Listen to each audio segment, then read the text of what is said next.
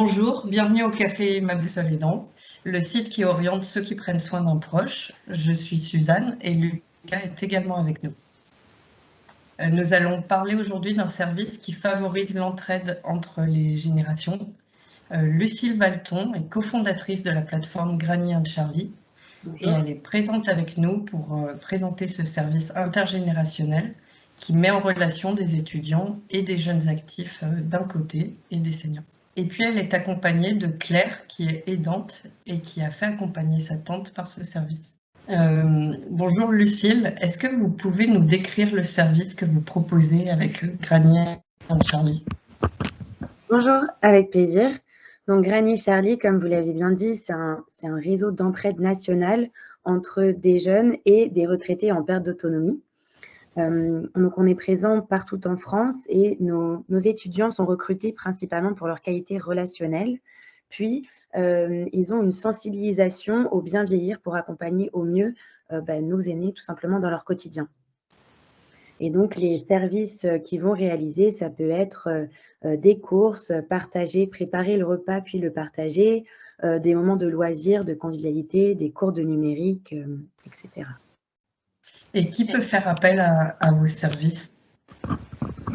Alors, ce sont généralement, on va dire que 80% de nos clients sont directement des aidants qui font appel à nous pour justement les aider à prendre soin de leurs proches en perte d'autonomie.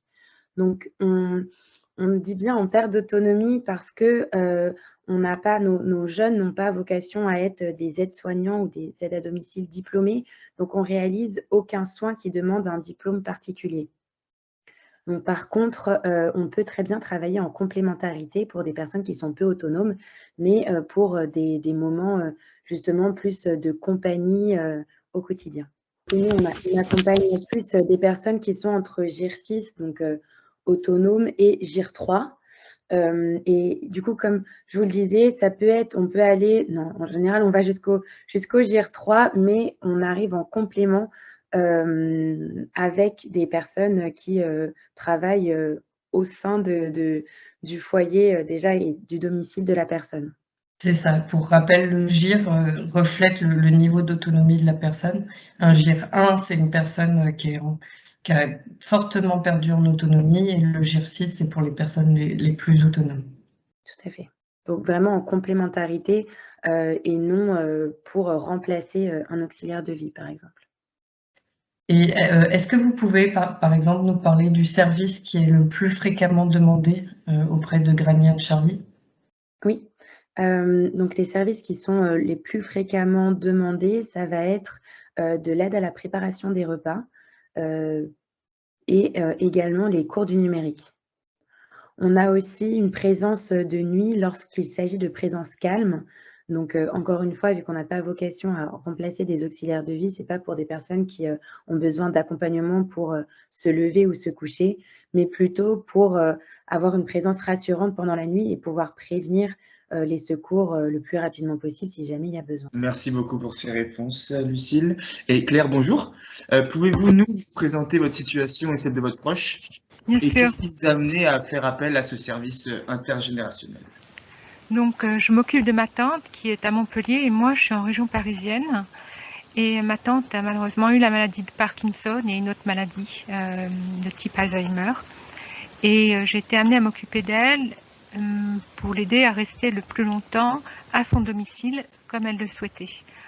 Dans un premier temps, en fait, ça a été un très très long parcours, très difficile, comme tout le monde peut le savoir si on est passé par là. J'ai eu énormément de difficultés à comprendre les aides possibles, les dispositifs et les organismes qui pouvaient nous aider. J'ai quand même eu la chance de trouver sur un organisme qui s'appelait la PAERPA, qui était lié à l'aide des aînés, en fait, à la coordination territoriale de l'appui. Bon. Et à un moment donné, j'ai fait appel donc à des auxiliaires de vie et des infirmières qui passaient de façon quotidienne chez ma tante. Et la maladie s'aggravant, il n'a pas été possible de maintenir uniquement ce dispositif pour des raisons financières, comme vous vous en doutez, surtout qu'il fallait également inclure le week-end et les soirées. Et bon, bien sûr, il a fallu passer progressivement à des heures complémentaires. Et c'est justement cette personne qui travaillait à la PAERPA, sur un organisme qui est lié à le service départemental de l'autonomie. Bon. Qui m'a parlé de Granier Charlie et je les ai contactés et j'ai eu immédiatement une très très bonne opinion et qui s'est avérée en effet exacte. On m'a proposé différents profils, des résumés de CV avec des aspects aussi, des petits mots écrits par ces personnes, enfin des fiches de profil qui avaient été présélectionnées par les personnes de Granier Charlie et on en a choisi 4, mais tout était vraiment très très bien. 4 sur 8 peut-être, qui étaient vraiment toutes très bien et on les a choisis en fonction des horaires qu'on souhaitait mettre en place pour ma tante. Il s'agissait donc de venir tous les jours de façon complémentaire aux infirmières et aux auxiliaires de vie. Et puis peu à peu, on est monté en heures, en fait, puisque ma tante a eu de plus en plus besoin d'encadrement, malheureusement. Et je dois dire en fait que j'ai été extrêmement agréablement surprise et soulagée, mais le soulagée, je crois que le terme est faible. On peut dire que ça, dans un moment, ça m'a apporté une bulle d'air inespérée dans une situation qui était vraiment extrêmement difficile et où moi je me trouvais pratiquement, on peut le dire, au bord de la dépression, quoi. J'allais craquer. J'avais différents organismes, et en fait, chez Granier Charlie, on m'a mis en place donc ce dispositif avec 4 jeunes femmes qui avaient tout un excellent relationnel et qui en plus, là c'était la cerise sur le gâteau, pouvaient communiquer entre elles via une application, c'était peut-être une application toute simple comme WhatsApp, pour pallier aux problèmes qui pouvaient arriver lorsqu'il y avait une personne défaillante. Parce qu'il faut savoir que moi j'étais sur Paris, je ne pouvais pas me déplacer et que sans arrêt on me sollicitait pour une perte de clés, un porte-monnaie, une carte bancaire, une opinion, enfin que sais-je, il y en avait dans tous les sens. Et les jeunes femmes de Granier Charlie ont réussi donc à se coordonner. Elles avaient, je veux dire pour leur jeune âge, un sens de la responsabilité qui m'a vraiment impressionnée. Et elles ont apporté la dernière belle bouffée de vie de ma tante dans un parcours qui avait déjà commencé il y a à peu près 8 ans, on va dire, de soucis, d'angoisse, de terreur, on peut aussi le dire. Et ces jeunes femmes, avec leur jeunesse et leur fraîcheur, on va dire, on lui a apporté un petit peu de gaieté. Et chacune avait, parce qu'elle s'occupait bien sûr du quotidien, il y avait une partie d'aspect d'entretien de la maison, il y avait l'entretien du linge également. Il y avait la coordination avec les infirmières, avec les médecins, avec les autres services. On passe par aller acheter des lunettes, l'emmener chez les médecins. Et le repas jusque vers la fin au coucher. Donc elles ont tout fait en gros. Elles ont toujours eu il y avait un cahier de liaison qui était déjà utilisé, donc sur lequel elles ont pu s'intégrer. Et elles ont eu un très très bon contact, non seulement avec ma tante, mais avec toutes les personnes qui étaient autour de ma tante, tant au niveau médical que parfois personnel. Et elles lui apportaient chacune, je crois, avec leur personnalité, un petit peu un réseau social en fait qui avait fini par se dégrader, à part quelques amis qui sont restés près de ma tante. Elle nous parlait de leur quotidien, de la vie de tous les jours, la façon dont elle faisait les courses, de leur vie chez elle avant d'habiter à Montpellier même. Elle lui faisait de la cuisine, chacune avec des choses un peu différentes. Et elle jouait. Ma tante aimait beaucoup l'art, les travaux manuels. Chacune apportait ce qu'elle savait. Elles l'ont même aidé un petit peu parfois au piano quand elle pouvait encore faire du piano. Et moi, j'ai trouvé ma tante à ce moment-là plus gaie que je ne l'avais vue depuis 4-5 ans.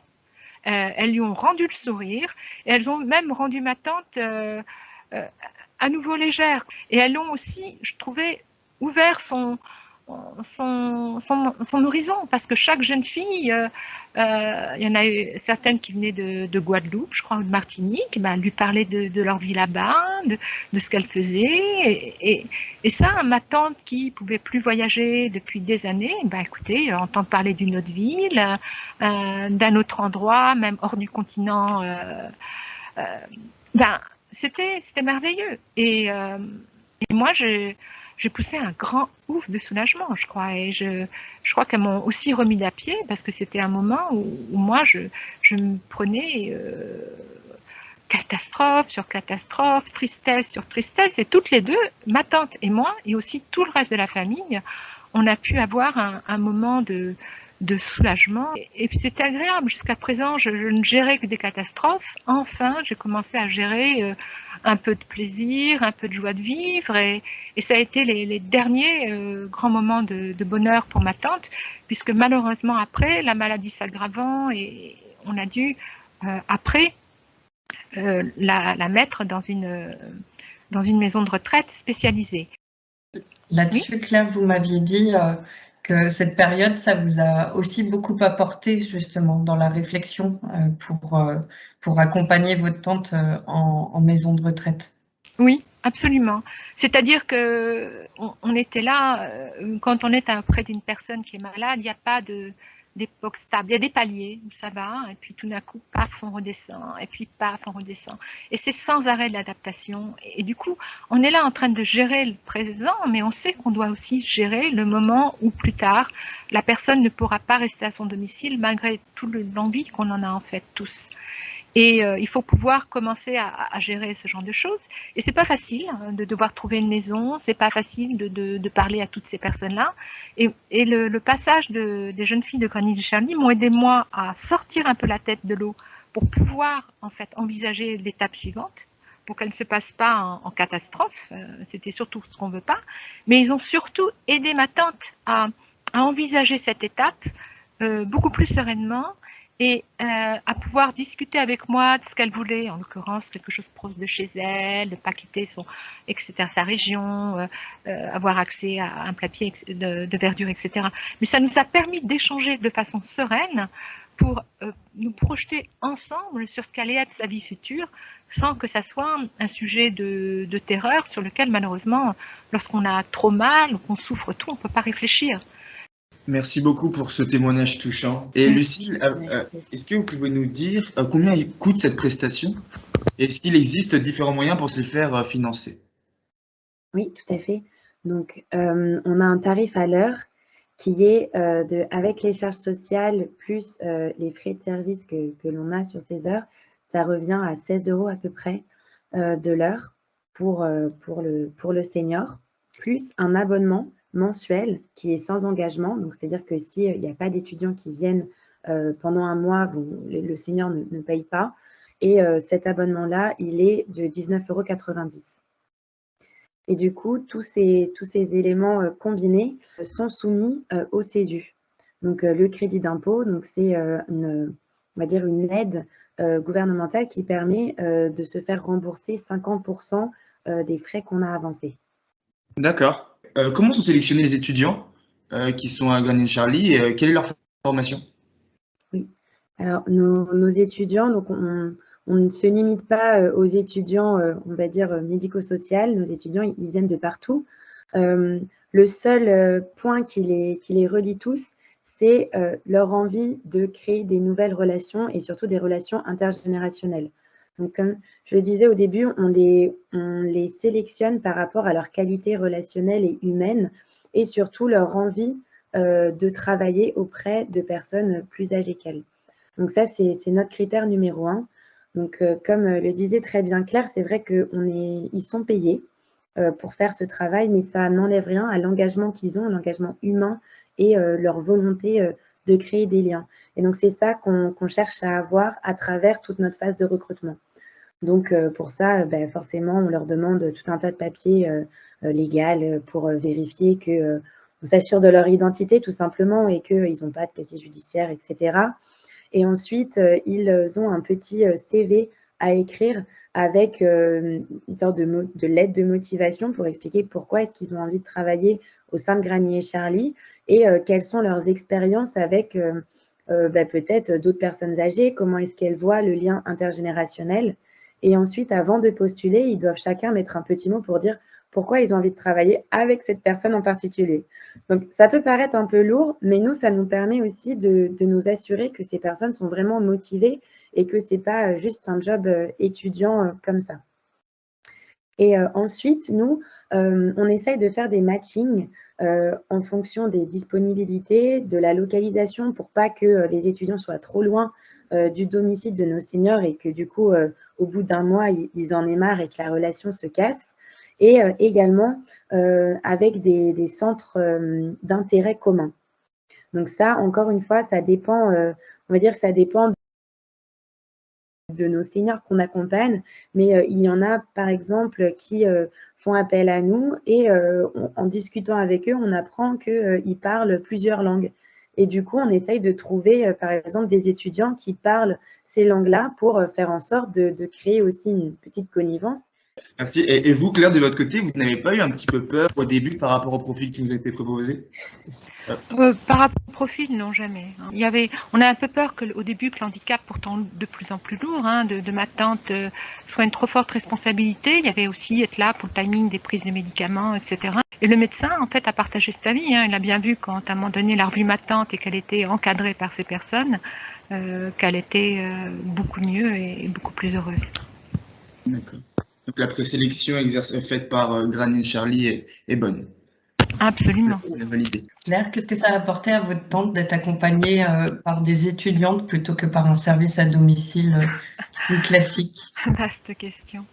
Je pense vraiment que, c'est un peu compliqué à dire, mais pour les personnes qui ont fait ces travaux pendant des années, il peut peut-être s'instaurer une certaine fatigue chez certains, pas chez tous, et peut-être une routine, peut-être, mais pas chez tout le monde, bien sûr. Et ça, je ne l'ai jamais trouvé, bien sûr, chez des personnes beaucoup plus jeunes, un enthousiasme, une fraîcheur. On le ressentait, quoi. C'était pas qu'un job. Ça, je peux vraiment vous l'assurer. C'était pas qu'un job, et donc du coup, ça se ressentait énormément sur la relation. Et les intérêts communs, comme ça a été précisé, qui étaient dans le cas de ma tante, le dessin, le modelage, le regard artistique, même quand elles se promenaient toutes les deux à l'extérieur, il y avait des échanges sur des ombres, sur des choses qu'elles voyaient, et ça, elles pouvaient vraiment le partager. Et si je peux me permettre de rebondir, avec certaines personnes, le fait d'avoir des étudiants également, ça leur permet de faire un premier pas vers le fait d'être accompagnés. C'est vrai que, par exemple, certaines personnes vont nous appeler pour dire, bon, ben, moi, j'ai besoin d'avoir des cours du numérique, par exemple. Et donc, ça peut aussi être un prétexte, entre guillemets, d'avoir un étudiant parce que ça va pas être une présence du corps médical et du coup, quelqu'un dont c'est le métier et qui vient vraiment faire son travail, même si, bien sûr, qu'il y a un engagement énorme des personnes pour lequel c'est leur travail et que je ne remets pas du tout en question. Mais c'est vrai que de temps en temps, pour l'ego, entre guillemets, même si j'aime pas parler comme ça, c'est aussi une transition qui fait du bien aux personnes pour comprendre qu'en fait, oui, elles ont besoin d'être accompagnées. Et du coup, j'avais une dernière question pour vous, Lucille. Depuis quand existe Granny and Charlie et combien vous avez pu accompagner de familles depuis? Oui, donc on a été lancé pendant le Covid en mars 2020. Donc la période était un peu particulière. Donc officiellement, on va dire qu'on existe depuis juillet 2020 parce qu'avant, on le faisait de manière bénévole. Donc depuis juillet 2020, on a notre business model, entre guillemets, et on a accompagné depuis le moment qu'on le fait payer 150 familles. J'imagine que votre souhait, là, c'est d'accompagner de plus en plus de familles. Vous êtes répartis sur toute la France. Combien d'étudiants aujourd'hui sont référencés sur votre plateforme? Actuellement, on a plus de 4200. Et donc, tous les mois, les étudiants s'inscrivent au fil de l'eau. Et donc là-dessus, c'est assez enrichissant et positif pour nous parce qu'il y a un bouche à oreille de la solidarité, entre guillemets, qui s'effectue à travers les étudiants qui parlent beaucoup de nous sur les campus. Et donc, ce qui nous permet d'avoir une communauté partout en France. Et dans certaines zones un peu plus rurales, on ouvre nos services aux jeunes actifs de moins de 30 ans. Ce qui nous permet aussi de toucher toute la France. Merci à vous, Claire, pour ce témoignage qui est très touchant. Merci, Lucille. Vous pourrez réécouter ce qu'a fait Ma Boussole Aidant et n'hésitez pas à suivre les actualités Ma Boussole Aidant en likant notre page. Vous pouvez également trouver d'autres solutions intergénérationnelles sur le site Ma Boussole Aidant, comme Xenia Cohabitation ou Colibri Intergénération, qui sont des solutions de cohabitation intergénérationnelle.